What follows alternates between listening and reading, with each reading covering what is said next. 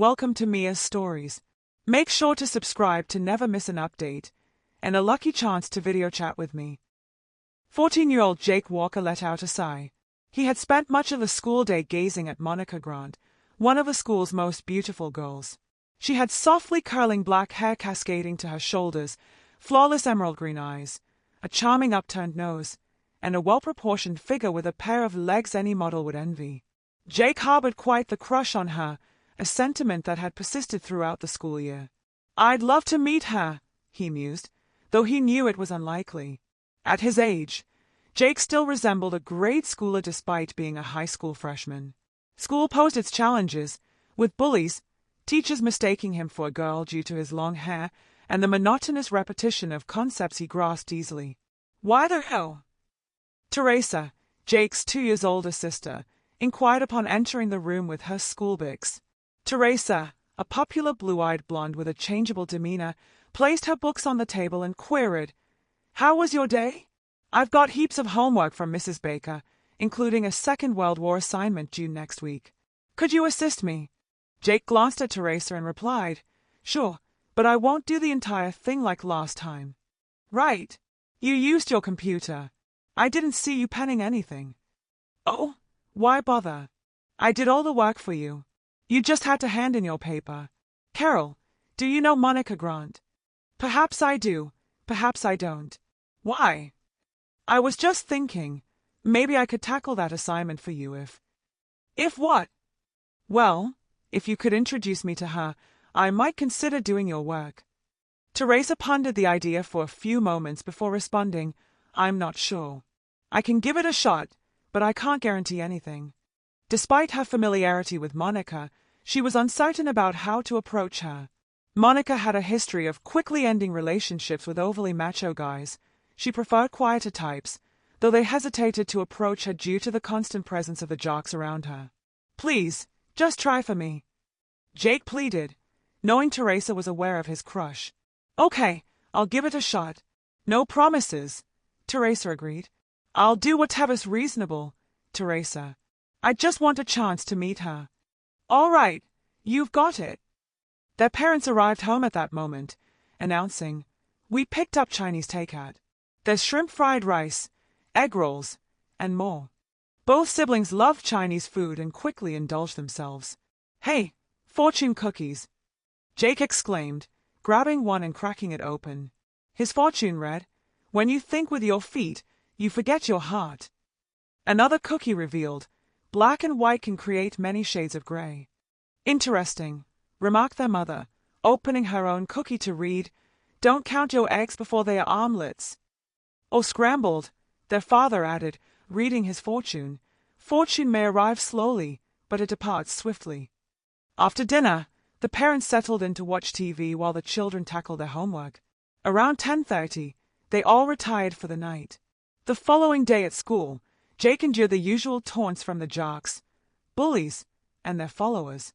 Despite the challenges, he continued to observe Monica and effortlessly answered the teacher's questions, having heard the same material countless times before. 4 days on end, Jake resigned himself to the idea that meeting Monica was a distant dream. "Oh well," he reflected, "I suppose it was never meant to happen. It's foolish to think someone like Monica would want to spend time with someone like me. I shouldn't have even entertained the idea." About 2 weeks later, on a Thursday afternoon after school, his sister entered the room where he was engrossed in a book on Greek theatre and declared, "I think I can arrange for you to see Monica, but there's a condition. You must strictly adhere to her instructions. No exceptions. I've written them down. If you're not on board, forget about meeting her. She'll agree to meet you, but only on her terms." "All right, I'm willing. When can I meet her?" Jake inquired. "Well, her parents will be out of town this weekend, and Mom and Dad have a 2-day work seminar, so Saturday seems feasible." "Okay with you?" Teresa proposed. "Sure. What should I wear? Something casual?" Jake asked. "Leave that to me. There are specific instructions regarding attire," Teresa replied cryptically. Curious about the undisclosed details, Jake wondered where this was heading. "Well, at least I have a chance. Hopefully, she'll find me somewhat likable." "She does seem nice," he mused. So, should I call her, or do you want to drop the whole thing? You could always consider Maggie Thomas, Teresa suggested. I'll go with a call. I'm willing to meet on her terms, Jake decided. Okay, I agree. Memories of what they called Maggie flooded Jake's mind. She was labeled the school's biggest gossip. He sympathized with her past struggles, being one of her few friends, which only isolated him further. Jake observed as his sister dialed a number and engaged in conversation. After a brief exchange, Teresa announced, "Hi, Monica. Jake agrees to your terms and wants to try this weekend." Following a moment of listening, she continued, "So, around 9:30 to 10 on Saturday morning. I can prepare him and have him there by 9:45. Does that work for you?" Teresa flashed a mischievous grin and declared, "We're all set for this weekend." With that, she concluded the call, and both siblings resumed their homework. That night, Jake struggled to sleep, consumed by thoughts of meeting Monica. "Just don't embarrass yourself. Don't make any foolish mistakes," he repeated to himself. "This is your opportunity. Don't mess it up." The routine at school on Friday felt like a haze, his mind preoccupied solely with thoughts of Monica. Once home, he observed his sister bringing in 2 bags from her car and carrying them upstairs to her room. "What's in the bags, sis?" Jake inquired. "Nothing you need to worry about right now," Teresa replied cryptically. "Okay," Jake acquiesced, returning his focus to the book he had been reading. Half an hour later, the family convened for dinner. Following the meal, their parents issued instructions. "Teresa, you're in charge. We'll be back late on Sunday night, and we don't expect you to stay up waiting. The contact number is by the phone. In case of emergencies, reach out to Miss Taylor or Mr. Carlisle. They both have our contact information. We trust you both to behave responsibly." With their parents' departure, each child exchanged kisses and promises to behave before watching the car pull out of the driveway. They stood on the porch, waving goodbye until their parents' car disappeared from view. "Well, they are off for the weekend. Any homework?" Teresa inquired of Jake. "Nope. Finished mine during study hall." "You?"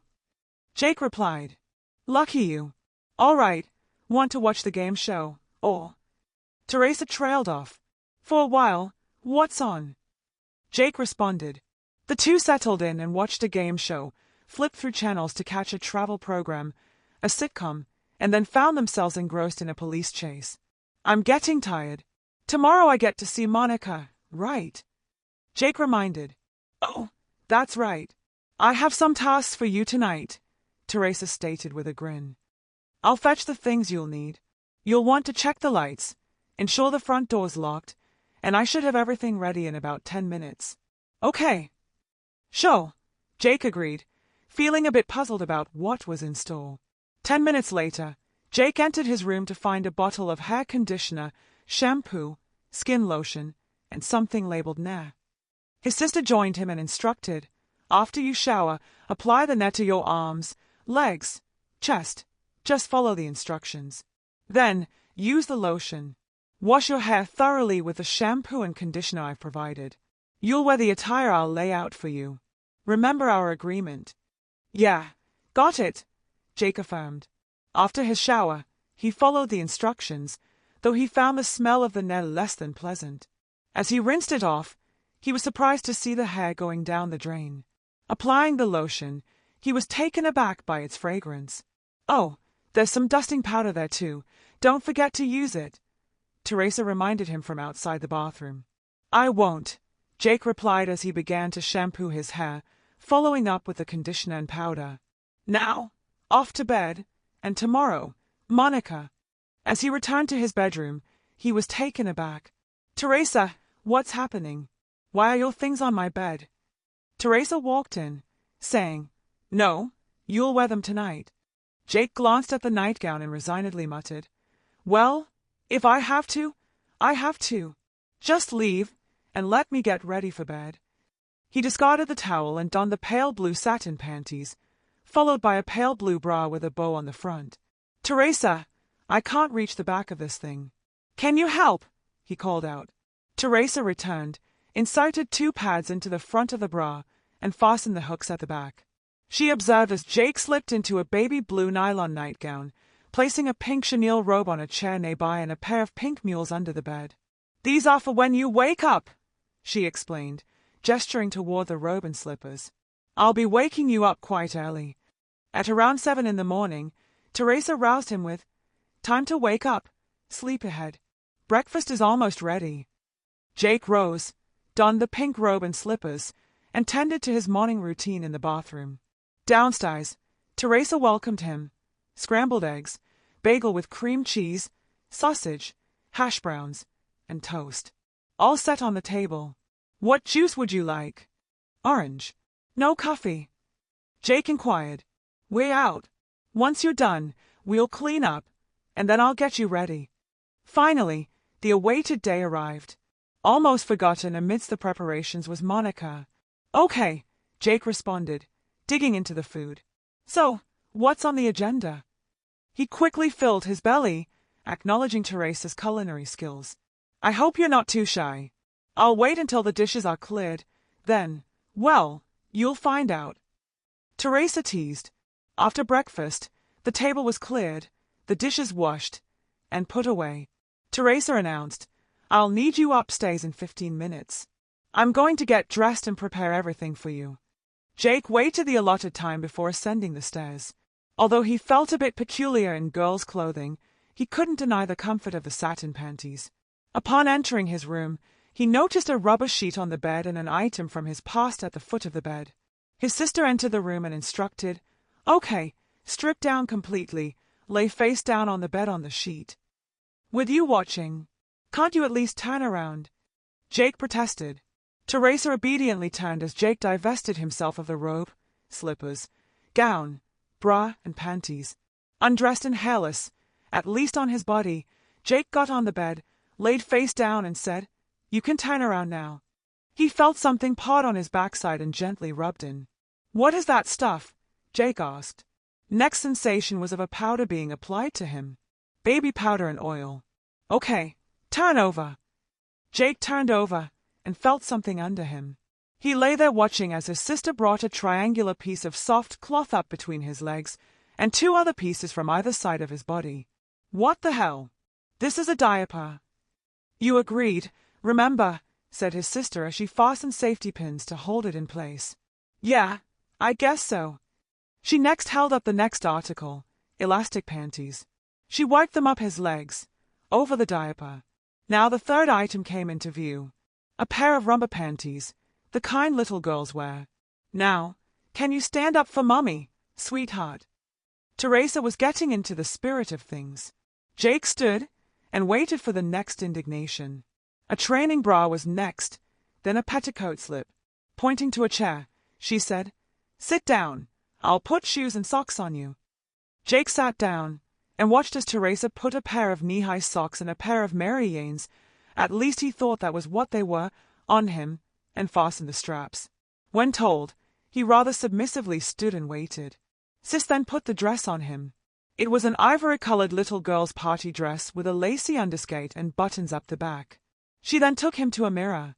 He looked like he was 8 or 9 years old, and a girl to boot. "Sis, I can't go out looking like this."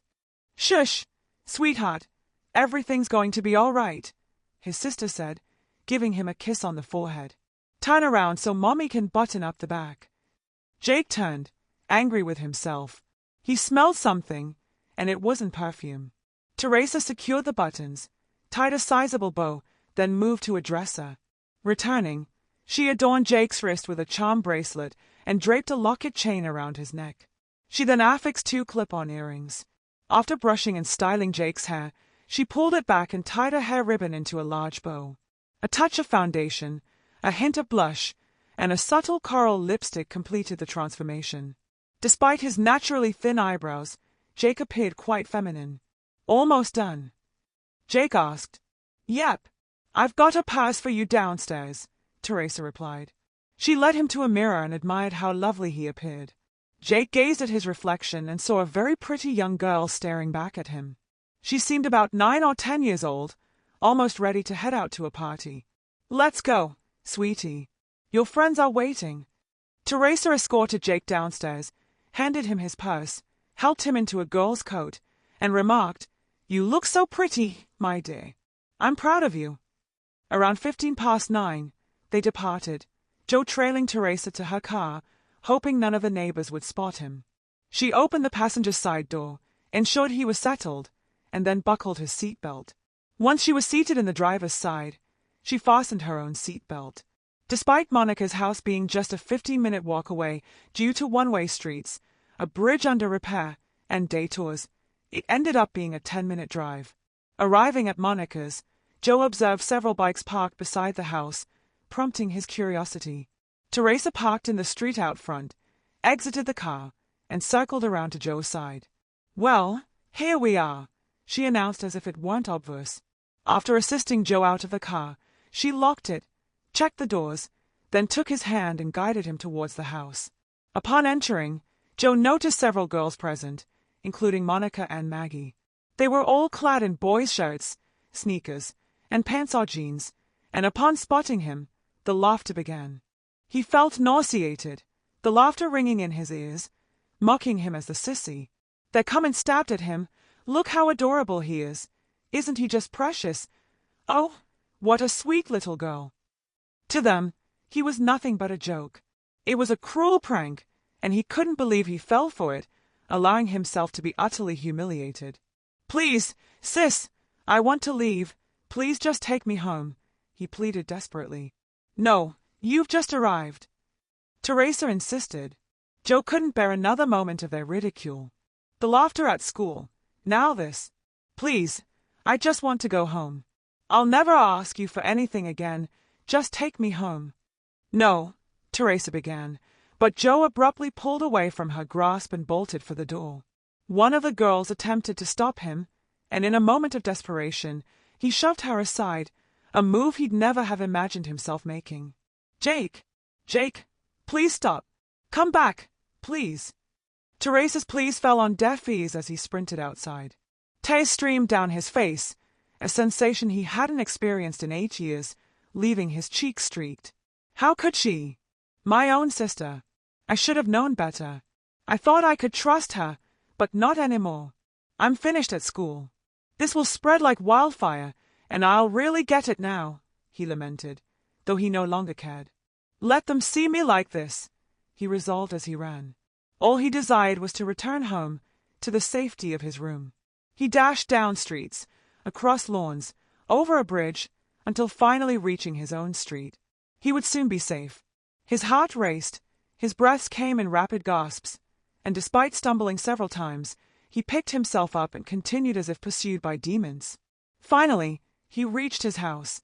Here, he would find solace. Fumbling in his purse, he searched for the door key. Was it deliberately left there? Jake pondered. At the bottom of the bag lay a key, a door key. Spying Teresa's car approaching, he swiftly inserted the key into the lock, turned it, and as the door swung open, he hurried inside, slamming it shut behind him. Darting upstairs to the sanctuary of his room, he locked the door, wedged a chair beneath the knob, and cranked up his CD player to full volume, blasting Ravel's Bolero. Rather fitting, he mused. The first order of business was shedding the clothing. He tore it off, discarding it in a frenzy. Once unclothed, he slipped into his own boy clothes, instantly feeling a sense of relief. The torn garments lay in tatters strewn across the room. Opening a window, he disposed of the offending items, along with the bottles of products left behind by his sister, transforming the yard into a makeshift dump. The locket, earrings, and bracelet remained as reminders of his sister's betrayal. Seeking solace in the most clamorous and aggressive PC game he could find, he cranked up the volume to its maximum, each virtual kill serving as retribution against Teresa, Monica, Maggie, and their cohorts. Jake, please open this door. We need to talk. Please, Teresa pleaded. Ignoring her, Jake continued his virtual onslaught, assigning each victim a familiar face. Leave me alone, forever. I want nothing to do with you, Monica, or any of your friends. I was foolish to trust you in the first place. She'll give up soon, Jake surmised. Setting his CD player on repeat and keeping the game running, he vowed not to emerge from his room until his parents returned. Jake, open this door now. Teresa's voice rang out, nearly drowned by the cacophony within. Resorting to pounding on the door, she pleaded, "Please, Jake, just talk to me." Eventually, her knuckles began to ache from the force of her banging. Trying a different tactic, she warned, "I'll call Mom and Dad. They won't be pleased about this." "Who cares? Certainly not me," Jake mused. "Feel free to call. Perhaps they'd be interested to hear your side of the story too." With a trump card in hand, he added, "Maybe they'd also like to know about the time you got drunk at that party." He felt no obligation to her anymore, certainly not friendship. "Actually, if you don't stop bothering me, I'll spill everything to Mom and Dad when they return." Crushed, Teresa realized he held power over her. He knew all her darkest secrets. "Fine, you win. Just leave me alone now. I never want to talk to you again," Jake asserted. The remainder of the day was spent in his room, munching on candy bars, listening to his CD player, and gaming. Mostly, he cried. He felt like nothing but a joke, an object of ridicule. The prospect of a future filled with loneliness seemed bearable, but not the laughter. That night, a lonely 14-year-old boy named Jake Walker cried himself into a restless sleep. In a nearby house, a solitary girl with softly curling black hair cascading over her shoulders, flawless emerald green eyes, and a cute upturned nose also wept herself to sleep. If you enjoyed this story and want to show your support, please leave a like and subscribe to my channel. Also, for every comment with 69, you could have a chance to video chat with me. Thanks for your time.